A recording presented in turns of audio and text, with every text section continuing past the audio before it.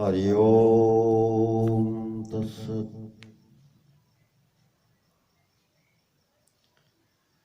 पुराणों में श्री मारुति, लेखक पंडित श्री बलदेव जी उपाध्याय, एम.ए. डी.लिट. साहित्याचार्य। पवन नंदन श्री हनुमान जी का चरित्र भगवान श्री राम जी से इतना अनुसूत है कि श्री राम चर्चा के प्रसंग में मारुति चर्चा अनिवार्य है। हनुमान जी के चरित्र का विस्तार तो वाल्मीकि रामायण तथा तत्संबद्ध इतर रामायणों में उपलब्ध होता ही है, परंतु पुराण साहित्य भी इनके चरित्र का कुछ ऐसा उल्लेख करता है जो अन्यत्र अप्राप्य है। समग्र पुराणों के विपुल साहित्य के अन्वेषण और अनुशीलन के बिना श्री हनुमान जी के पौराणिक आख्यान का यथार्थ परिचय नहीं मिल सकता। इस छोटे से लेखन में एक दो पुराणों के ही प्रसंग उपस्थित हैं। स्कंद पुराण का पंचम खंड अवंती खंड के नाम से प्रख्यात है। इसके 79वें अध्याय में श्री हनुमान जी के जन्म और पराक्रम की कथा श्री वाल्मीकि रामायण के उत्तरकांड में वर्णित कथा के अनुरूप ही विस्तार से दी गई है। यहाँ पर भी ऋषियों के द्वारा प्रदत्त उस शाप का संकेत है जिसके कारण हनुमान जी अपने अतुल पराक्रम को भूल जाया करते थे। यदि ऐसा नहीं होता तो क्या वे बाली के अपराधों को देखते हुए भी उसे मार नहीं देते? मुनियों ने श्री राम से इस प्रसंग में कहा, ना वले विद्यते तुल्यो ना गतौ ना मतावपि अमोघ वाक्यै शापस्तो तत्तो यस्य मुनिभिः पुरा ना ज्ञातम ही बलम एम वलिना वालिमर्दने।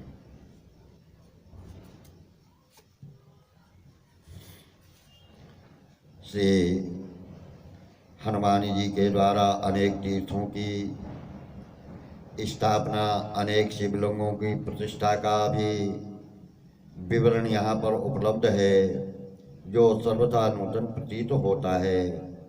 इस खंड के 31वें अध्याय में उज्जैनी में भगवान श्री रामचंद्र के द्वारा हनुमत्केश्वर लिंग की स्थापना का प्रसंग है। इस नामकरण के विषय में कहा गया है कि विभीषण के अभिषेक के अनंतर हनुमान जी लंका आए थे और वहां से वे कुबेर द्वारा प्रदत्त और विभीषण द्वारा पूजित 6 लिंगों में से एक लिंग अपने साथ लाए थे। इसी की स्थापना उज्जैनी में श्री राम ने की तथा हनुमान जी के नाम पर इन्हें हनुमत्केश्वर नाम दिया। हनुमान जी ने स्वयं अपने हाथों ब्रह्म हत्या के परिमार्जनार्थ नर्मदा के तट पर हनुमतेश्वर लिंग की स्थापना की। इतना ही नहीं, उन्होंने नर्मदा के ही तीर पर कपितीर्थ नामक तीर्थ की भी प्रतिष्ठा की थी, जहां हम श्री राम और लक्ष्मण की अयोध्या से लौटकर 2 शिवलिंगों की स्थापना करते हुए पाते हैं। स्कंद पुराण का 3 खंड ब्रह्मखंड के नाम से विस्तृत है। यहाँ रामेश्वर लिंग की स्थापना के प्रसंग में हनुमान जी के विपुल पराक्रम की अपूर्व परिस्थिति हमें प्राप्त होती है। कहा गया है कि ब्रह्महत्या के मार्जन के लिए श्री राम ने जब रामेश्वर की प्रतिष्ठा का विचार किया, तब उन्होंने हनुमान जी को कैलाश से शिवलिंग लाने के लिए भेजा। उधर जब आने में विलंब हुआ और इधर उपयुक्त मुहूर्त पहुंचा, तो अगत्या श्री रामचंद्र जी ने सीता जी के द्वारा निर्मित सैकत लिंग की स्थापना कर दी। कैलाश में शिव जी द्वारा प्रदत्त लिंग के लाने पर हनुमान जी यहाँ की घटना से नितांत दुखित हुए और शिव जी की गौरव रक्षा के लिए उन्होंने इस कैलाशीय लिंग की प्रतिष्ठा की उपयुक्त समक्षा भगवान शंकर के इस अपमान से दुखी होकर शैकित लिंग के उखाड़ने में लग गए, परंतु वह टस से मस न हुआ। उल्टे हनुमान जी ही गिर पड़े और मूर्छित हो गए। उन्हीं के महनीय गुणों के कीर्तन से उनकी निद्रा भंग हुई। भगवान श्री राम के आदेश से उन्होंने रामनाथ रामेश्वर के उत्तर में उस विशिष्ट लिंग की स्थापना की, जो उन्हीं के नाम से हनुमल लिंग कहा जाता है। उत्तरम रामनाथस्य लिंगम स्वयनाहृतं पुरा आज्ञया रामचंद्रस्य स्थापयामासो वायुजः। इस संदर्भ में श्री रामचंद्र जी ने हनुमान जी को विमल ज्ञान का उपदेश किया, जिसमें मानव जीवन की असारता का बड़ा प्रभावशाली आकर्षक और आवर्जक स्वरूप निर्दिष्ट किया गया है। यह वर्णन वाल्मीकि रामायण के अयोध्या कांड 105वें सर्ग के श्री राम द्वारा भरत के ज्ञानोपदेश से अर्थता ही नहीं प्रत्युत शब्दता भी शामिल रहता है। इस महनीय प्रसंग के 2-3 श्लोकों को दृष्टांत रूप में देना पर्याप्त होगा। इनमें बड़े ओजस्वी तथा भावपूर्ण शब्दों में प्रभावी उदाहरणों द्वारा जीवन की निसारता चित्रित की गई है।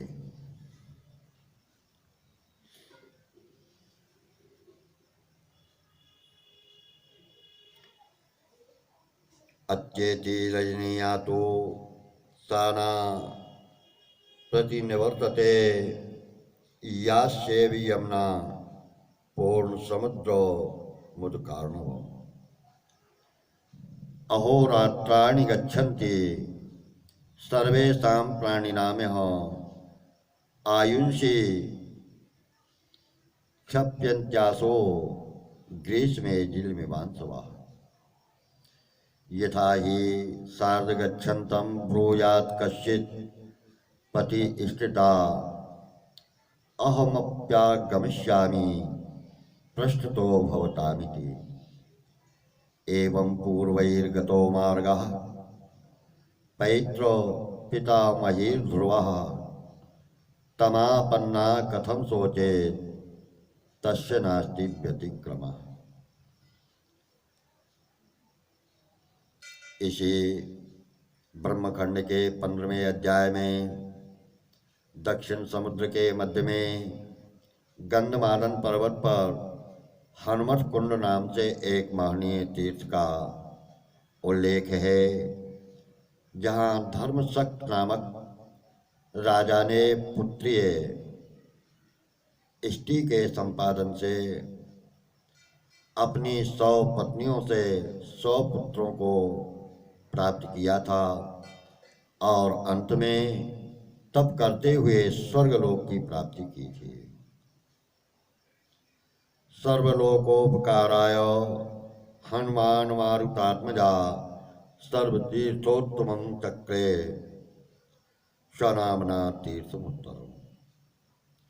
हनुमान जी कहीं शंकर जी के अंश रूप में, कहीं साक्षात शंकर जी के रूप में वर्णित किए गए हैं। इनके प्रमाण स्वरूप शिव पुराण की शतरुद्र संहिता के 20वें अध्याय का अनुशीलन करना चाहिए। वहाँ हनुमान जी की जन्म कथा का विशिष्ट उल्लेख है। श्री राम कार्य की सिद्धि के लिए शिव जी ने स्वयं हनुमान जी का रूप धारण किया था।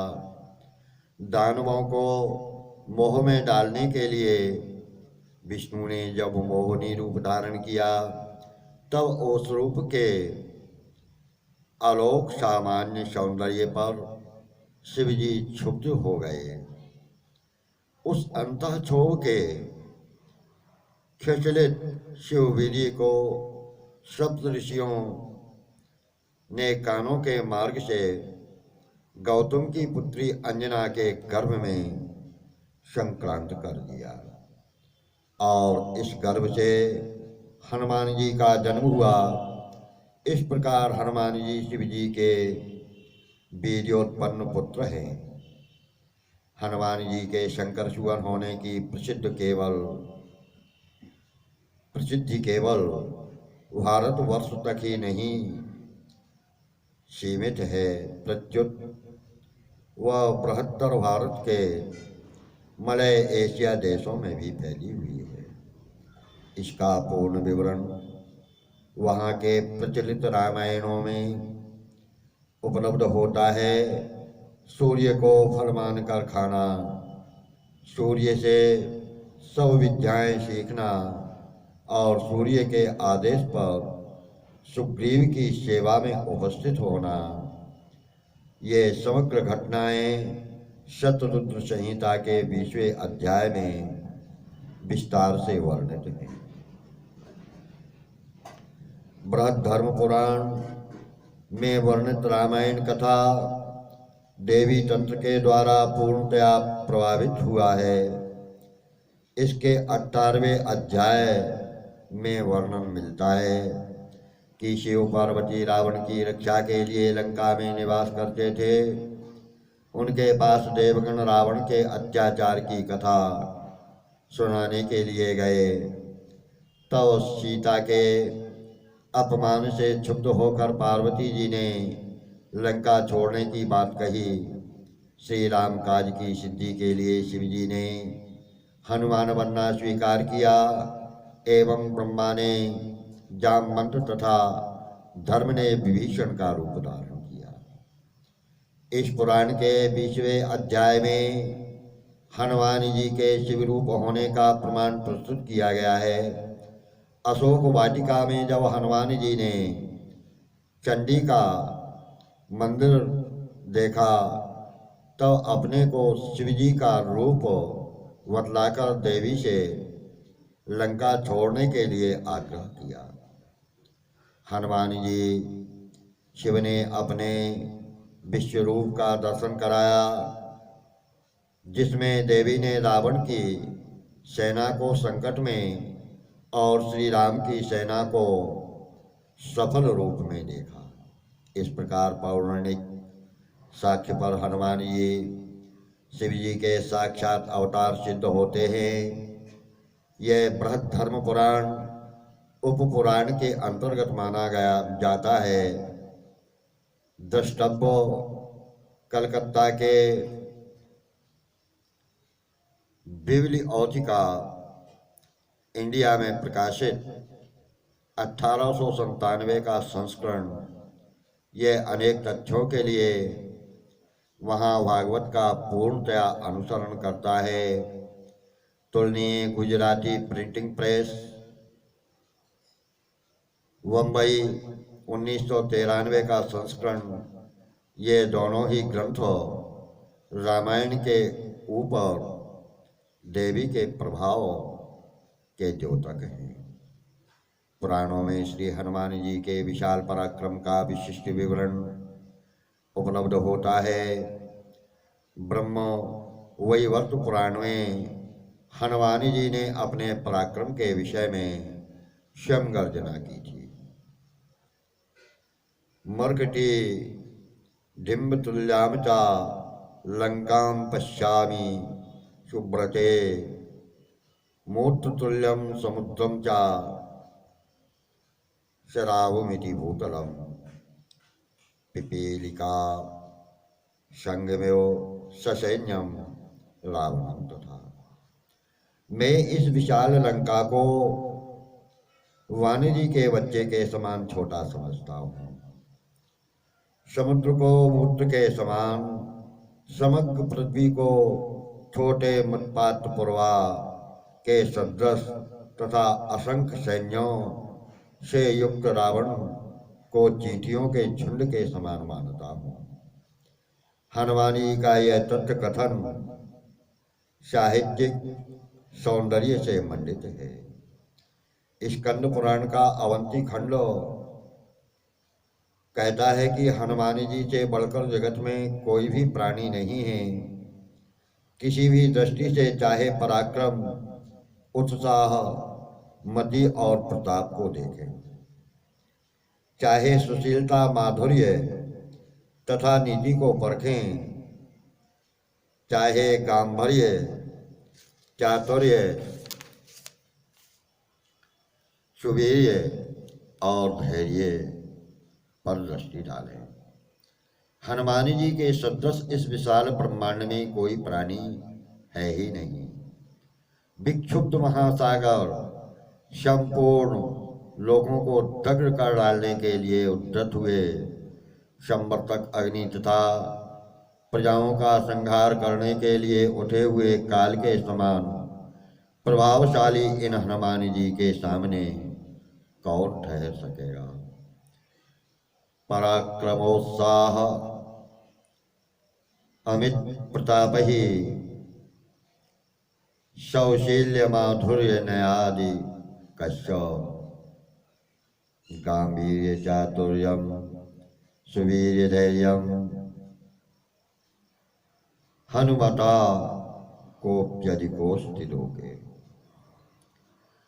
ममेव विक्षो भितसागरस्य लोकान दिदिशो रिवपावकस्य प्रजां जिहीर्षो रिविचान्तकस्य हनुमता स्थाप्यति कः पुरस्तात्। भारतीय संस्कृति मारुतनंदन आंजनेय हनुमान जी से अधिक पराक्रमी व्यक्ति की कल्पना ही नहीं कर सकती। इसलिए ही तो वज्रंग बज्रांग वली हनुमान जी का स्मरण भारतीय योद्धा संग्राम के मैदान में कूदते हैं और विजय स्वरूप लक्ष्मी का आलिंगन करते हैं। अयोध्या श्री राघवेंद्र सरकार की जय। श्री हनुमान जी महाराज की जय। हरि ओम।